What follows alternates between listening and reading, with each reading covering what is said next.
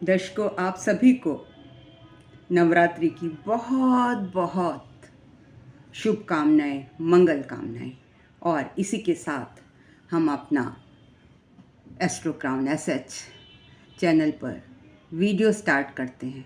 देखिए, मेरी आपसे रिक्वेस्ट है कि वीडियो को अंत तक देखिए, तभी आप अच्छे से इसका जिस्ट समझ पाएंगे, क्योंकि इट इज़ अ वेरी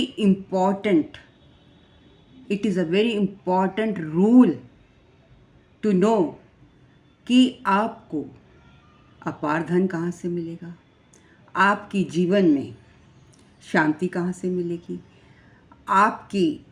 आपका लक कैसे एक्टिवेट होगा, आपको पढ़ाई के लिए कौन से घर को देखना होगा, मतलब एक्टिवेशन कौन से घर की करनी होगी, सो दैट कि आपको प्रॉपर रिजल्ट्स मिल पाए। तो इसलिए मेरा आपसे हाथ जोड़कर अनुरोध है, मेरे चैनल को सब्सक्राइब कीजिए, लाइक कीजिए, कमेंट कीजिए और शेयर कीजिए। तो चलिए शुरू करते हैं आज का वीडियो। दर्शकों, प्रिडिक्शन एज पर directional strength of the planets, मतलब हम कैसे जानेंगे with the help of directional strength of the planets. Directional strength का मतलब प्लैनेट्स जिस डायरेक्शन में दिग्बली होते हैं, दिग्बली मतलब स्ट्रांग होते हैं, उससे हम कैसे जानेंगे कि हमें हमारे जीवन में किसी भी पथ पर, किसी भी लाइन में सक्सेस पाने के लिए कौन से घर को एक्टिवेट करना पड़ेगा। देखिए, अब सूर्य देवता की डायरेक्शनल स्ट्रेंथ कहाँ पर दिग्बली होते हैं? सूर्य देवता दिग्बली होते हैं ईस्ट डायरेक्शन में। मतलब जिन लोगों का लगभग 12 बजे के आसपास जन्म हुआ होता है, तो उनका जनरली सूर्य स्ट्रांग होता है, दिग्बली होता है। और कैसे पहचानेंगे? बिना कुंडली देखे। उनके जो मेल होते हैं उनको ग्रेजुअली बाल्डनेस हो जाती है, बाल हल्के होने शुरू हो जाते हैं। लेडीज़ के गोल्डन शाइनिंग बाल होते हैं, स्ट्रेट, लॉन्ग, सुंदर, और वो अक्सर गवर्नमेंट जॉब में पाए जाते हैं। गवर्नमेंट उनको फेवर करती है। तो चलिए सभी प्लैनेट्स के बारे में जानते हैं ग्रेजुअली कि किस घर को हम एक्टिवेट करें to get the result of particular path. तो इससे पहले कि हम कौन सी एक्टिविटी करें, हमें ये जानना ज़रूरी है कि कौन सा ग्रह किस डायरेक्शन में दिग्बली होता है। उसकी प्लैनेट्स की डायरेक्शनल स्ट्रेंथ्स को जानेंगे और उसके लिए किस हाउस में कौन सा प्लैनेट स्ट्रांग होता है। तो देखिए, शुरू करते हैं सूर्य से। सूर्य 10वें घर में, सन इज दिग्बली इन 10th हाउस, और इसकी डायरेक्शन कौन सी है? पूर्व दिशा, ईस्ट में। Mangal is also digbali, which means directional strength, ओज directional strength in 10th house, और उसकी डायरेक्शन है साउथ। शनि 7वें घर में बली होता है, उच्च का होता है, और जिस डायरेक्शन को ये रूल करता है दैट इज पश्चिम दिशा, west. Now coming to moon. चंद्रमा पहले घर में, चंद्रमा पहले घर में नहीं, मरकरी पहले घर में। मरकरी और जुपिटर इन लग्ना, इन फर्स्ट हाउस। और मरकरी की डायरेक्शन कौन सी है? मरकरी की डायरेक्शन है नॉर्थ। और जुपिटर की रूलिंग डायरेक्शन है ईस्ट। चंद्रमा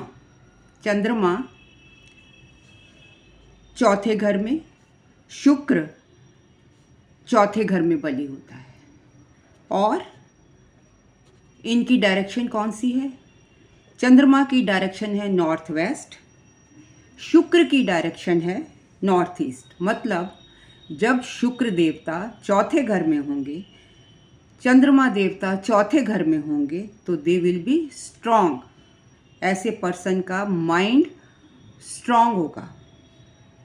और शुक्र रिलेटेड, शुक्र चौथे घर में दिग्बली है, स्ट्रॉन्ग है, तो उसको सारी कंफर्ट, सब तरह की कंफर्ट्स कहाँ पर मिलेंगी? अगर वो चौथे घर में बैठा है।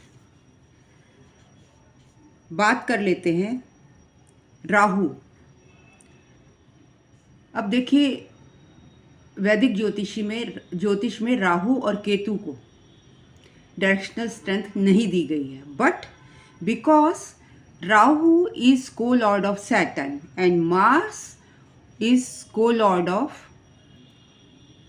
केतु इज को लॉर्ड ऑफ मार्स, स्कॉर्पियो राशि का, तो उसके अकॉर्डिंग ही हम इनकी डायरेक्शनल स्ट्रेंथ डिसाइड करते हैं।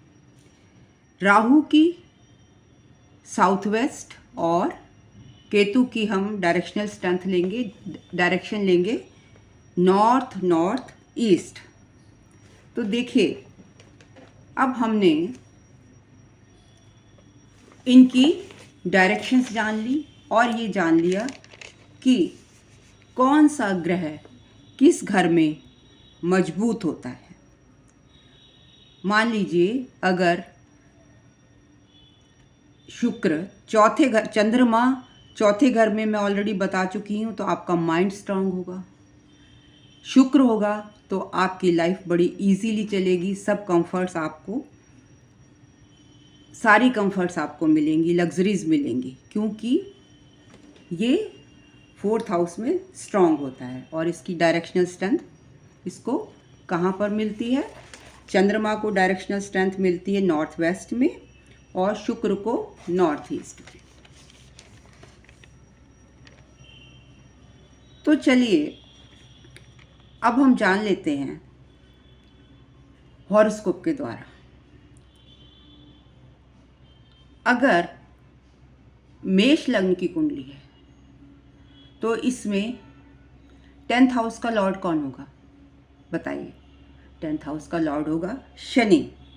तो सबसे पहले आपने ये देखना है कि आपके, अगर हम प्रोफेशन देखना चाह रहे हैं कि प्रोफेशन, हमारे प्रोफेशन को कहाँ से मदद मिलेगी, तो सबसे पहले हम देखेंगे जो 10th हाउस का लॉर्ड है।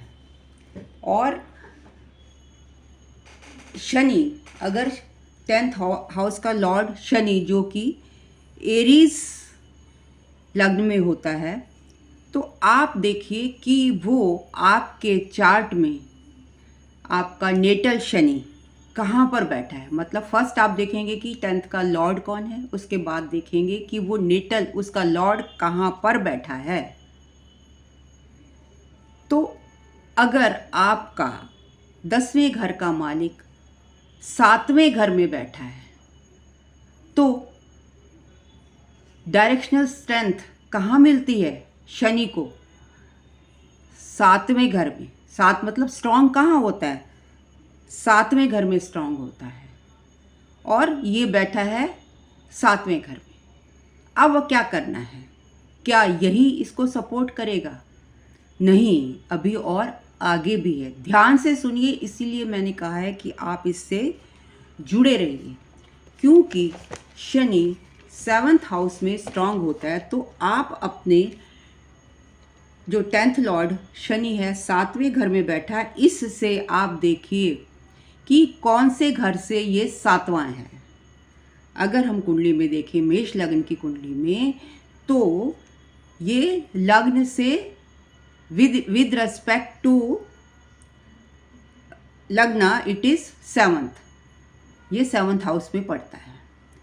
इसका मतलब ये है कि अगर हमें अपने प्रोफेशन को ठीक करना है और उसका लॉर्ड सैटर्न है एंड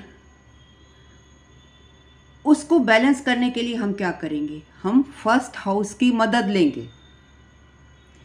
अब ये आपको पता है कि फर्स्ट हाउस किसको रिलेट करता है, जिन जिन एक्टिविटीज़ को फर्स्ट हाउस रिलेट करता है आपने उनसे जुड़ना है, तो क्या होगा, आपका प्रोफेशन अच्छा हो जाएगा।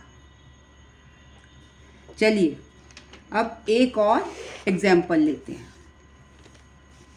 और दूसरी बात, अगर आप पिता हैं और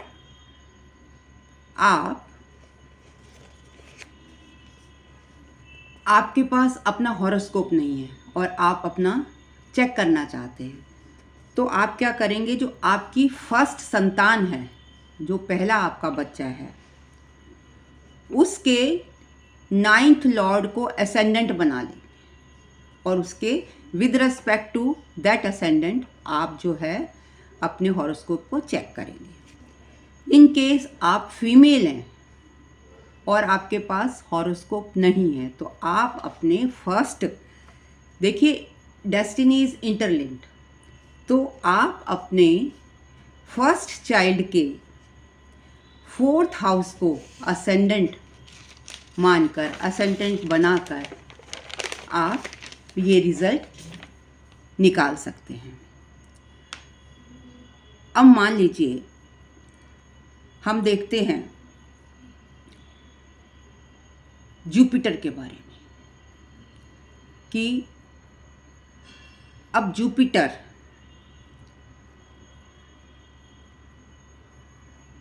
किस लग्न में जुपिटर 10th लॉर्ड होता है। अगर हमारा 10th लॉर्ड, अभी हमने शनि को देखा, अगर हमारा 10th लॉर्ड जुपिटर है तो उसके लिए कौन सा लग्न हमको देखना पड़ेगा, उसके लिए देखना क्या पड़ेगा, मतलब अगर आपका लग्न जेमिनाई है तो आपका जो 10th लॉर्ड पड़ेगा वो कौन बनेगा, दैट विल बी जुपिटर। और अब हम ये देखेंगे कि ये 10th लॉर्ड की प्लेसमेंट कहाँ पर है, मतलब आपका नेटिव जुपिटर कहाँ पर बैठा है, one and the same thing. तो 10th लॉर्ड की प्लेसमेंट मान लीजिए 8वें घर में है, ठीक है। और जुपिटर कहाँ स्ट्रांग होता है, जुपिटर स्ट्रांग होता है फर्स्ट हाउस में, तो हमें कहीं जाने की ज़रूरत ही नहीं है। तो हम किसको देखेंगे, हमें कहीं जाने की ज़रूरत नहीं है, हम 8th हाउस को ही रेफ़र करेंगे।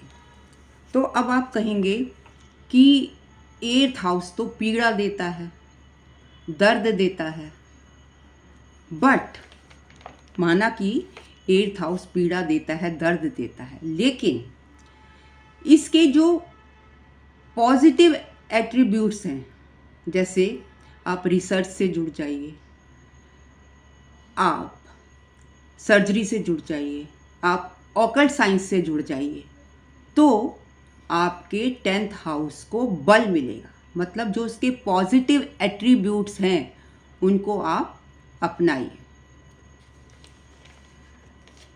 अब बात कर लेते हैं सन। अगर आपका 10th लॉर्ड सूर्य देवता है, कौन से लग्न में सन जो होगा 10th लॉर्ड होगा, it will be in Scorpio. अगर आपका स्कॉर्पियो लग्न है, उस केस में आपका 10th लॉर्ड होगा सूर्य। तो आपने क्या करना है, अब आप देखिए कि आपका जो सूर्य है अगर लग्न में बैठा है, तो अब इस नेटल सन के विद रिस्पेक्ट टू अब सन कहाँ दिग्बली होता है? सन को जो डायरेक्शनल स्ट्रेंथ मिलती है वो 10वें घर में मिलती है। तो हमने देखना है कि कौन से घर से गिने कि सूर्य विद रिस्पेक्ट टू जो हमारे नेटल सन है उससे 10th हो, मतलब उससे 10th पड़े। तो अगर हम यहाँ फोर्थ हाउस से काउंट करेंगे तो इट विल बी आवर सन इन लग्ना विल बी 10th, उसको जो डायरेक्शनल स्ट्रेंथ मिल रही है। तो इसका मतलब हमें मदद कहाँ से मिलेगी? हमें मदद मिलेगी चौथे घर से। मतलब जो जहाँ पर हमारा नेटल प्लैनेट बैठा है या जहाँ पर 10th लॉर्ड बैठा है उससे, जिस घर में वो प्लैनेट की डायरेक्शनल स्ट्रेंथ होती है उतना हम काउंट कर लेंगे कि कहाँ से वो उतना पड़ेगा। तो इसके लिए आपको फोर्थ हाउस, चौथे घर से जुड़े काम करेंगे तो आपका प्रोफेशन अच्छा हो जाएगा। और चौथे घर से जुड़े हुए काम आप जानते हैं कि क्या होते हैं, क्योंकि मैं अगर यहाँ पर एक एक आपको डिटेल में बताने लगी तो बहुत लंबा वीडियो हो जाएगा, और this much you people already know. अब इसी तरीके से हम देखते हैं कि अगर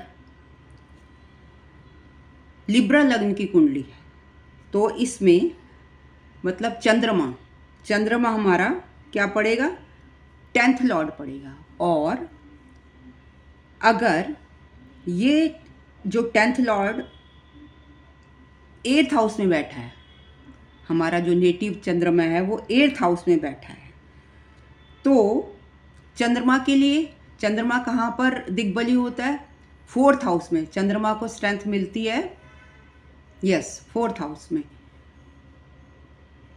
मून एंड वीनस। यस, तो चंद्रमा को स्ट्रेंथ मिलती है 4th हाउस में। तो हम देखेंगे कि जहाँ हमारा, कहाँ से काउंटिंग करें कि हमारा चंद्रमा चौथे पड़े जो नेटल का है। तो अगर हम पांचवें घर से गिनते हैं तो ये आता है 4th। तो अब जो 8वां घर है वहाँ पर हमें सतर्क रहने की ज़रूरत है, क्योंकि 8वां घर जो है वो पीड़ा देता है। तो इस केस में तो क्या हम, जो हमारा 4th हाउस है वो बच्चों का घर मिला, तो क्या हम बच्चों से, हमें क्या नहीं करना है? क्या हम बच्चों को छोड़ दें? नहीं। क्या हम पढ़ना छोड़ दें? नहीं, ये तो हम नहीं करेंगे ना। तो हम क्या करेंगे कि जो हमारा 8th हाउस के अच्छे सिग्निफिकेशंस हैं उनके साथ जुड़ जाएंगे। जैसे कि हम अपने करियर को अष्टम भाव से जोड़ देंगे, तो इन दैट केस जो हमारा प्रोफेशन है उसमें हमें मदद मिलेगी। अब इसी तरीके से हम देखते हैं मंगल के लिए। अब मंगल कौन से लग्न में 10th लॉर्ड बनेगा? मंगल बनेगा कैंसर लग्न में और एक्वेरियस लग्न में। इन दोनों में ही मंगल 10th लॉर्ड होता है। और मान लीजिए आपका मंगल कैंसर लग्न में कहाँ बैठा है? 11th हाउस में बैठा है, राइट। अब मंगल कहाँ दिग्बली होता है? मंगल दिग्बली होता है 10th हाउस में। तो कौन से घर से हम with respect to this Mars count करेंगे? कौन सा घर पड़ेगा कि ये मंगल 10वें पड़े? तो इसका मतलब ये हो गया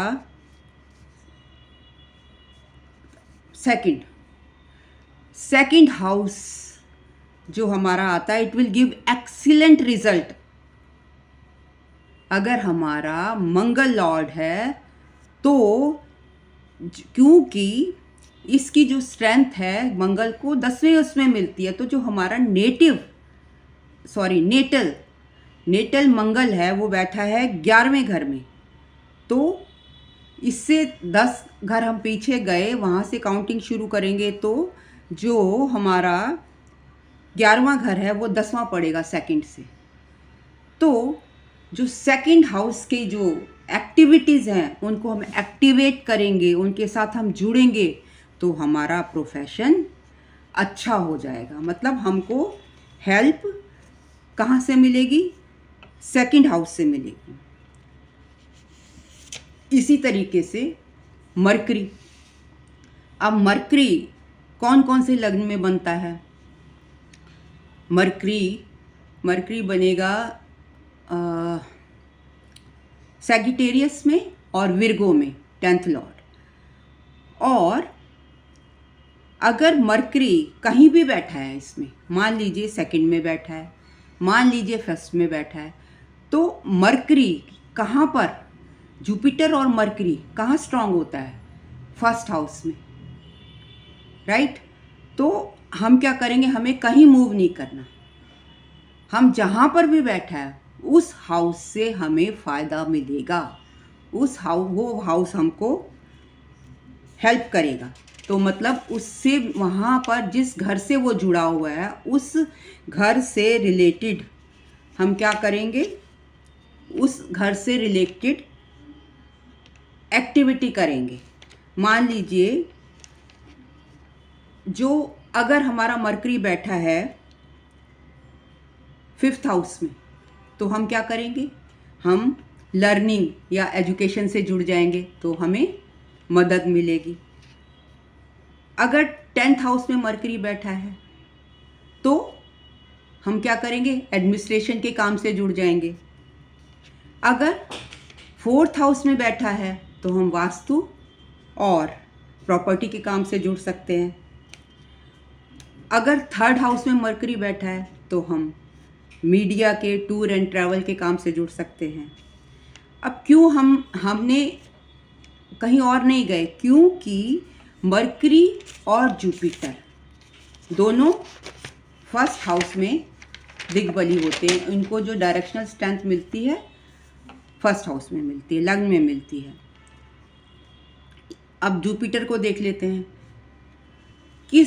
किस लग्न में जुपिटर 10th लॉर्ड होता है।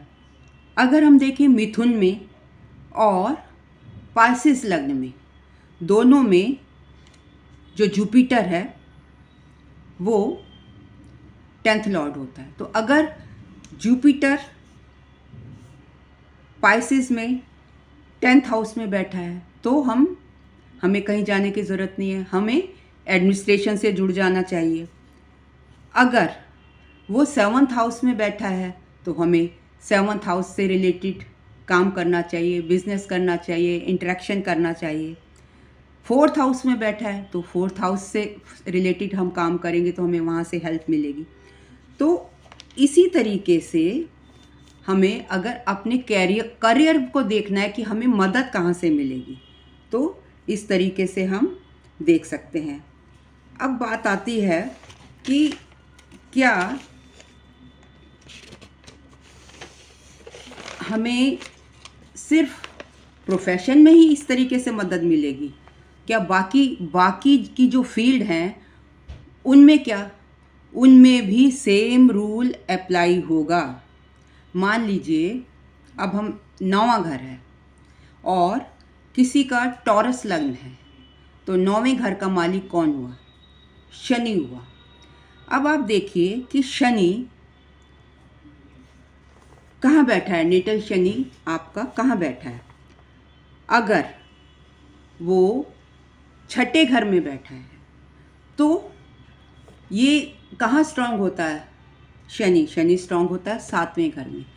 तो हम इसका जो देखेंगे बल कहाँ से काउंट करें कि ये शनि 6th हाउस जो है 7th पढ़े, तो इसका मतलब 12th हाउस, मतलब 12th हाउस रिलेटेड अगर हम काम करेंगे तो हमारा लक इम्प्रूव होगा, हमारे भाग्य की वृद्धि होगी। जैसे क्या क्या 12th हाउस रिलेटेड, आप फॉरेन चले जाइए, आप चैरिटी कर लीजिए, आप मेडिटेशन कर लीजिए, आप 12वें घर की चीज़ों से जुड़ जाइए, मतलब जो भी वहाँ पर प्रोफेशन है आप उनसे जुड़ सकते हैं। तो क्या होगा कि आपके लक में इजाफा होगा। तो इसी तरीके से अगर आपको कोई भी, मान लीजिए ये तो लक का हो गया, अगर आपको चौथे घर की हम अगर आपको मान लीजिए आपके परिवार में शांति नहीं हो रही है, तो आप कैसे करेंगे? सेम डायरेक्शनल उसका जो रूल है आप अप्लाई करेंगे। 7th हाउस के लिए भी आप यही रूल अप्लाई करेंगे। मतलब ज़रूरी नहीं है कि ये मैंने प्रोफेशन का बताया, आपको मैंने भाग्य का बताया। तो इस तरीके से आप हर घर के लिए कहाँ से आपको लाभ होगा, इसी तरीके से आप निकाल सकते हैं। मतलब पॉजिटिव रिजल्ट आपको कौन से घर से मिलेंगे। तो दर्शकों, ये था मेरा एनालिसिस अबाउट कि कहाँ से आपको अपार धन मिल सकता है, कहाँ से आपका कौन सा घर आपको प्रोफेशन में मदद करेगा, कौन सा घर आपको आपके रिलेशंस को पॉजिटिव कर सकता है, 7th हाउस। और इसी तरीके से 7th हाउस से कि ये स्ट्रेंथ निकाल कर, जिस तरीके से मैंने 10वें की और 9वें की आपको बताई है, आप उस घर को यूज़ कर सकते हैं। तो आपका जो आपको उस घर की एक्टिविटी को आप बढ़ाएंगे तो आपको उससे रिलेटेड लाभ होंगे। तो hope you like my video. अगर आपको पसंद आया हो तो लाइक कमेंट शेयर कीजिए, और कंसल्टेशन के लिए you can contact me on snehkapoor1812@gmail.com. Thank you very much for listening me so patiently. Once again I bless you all.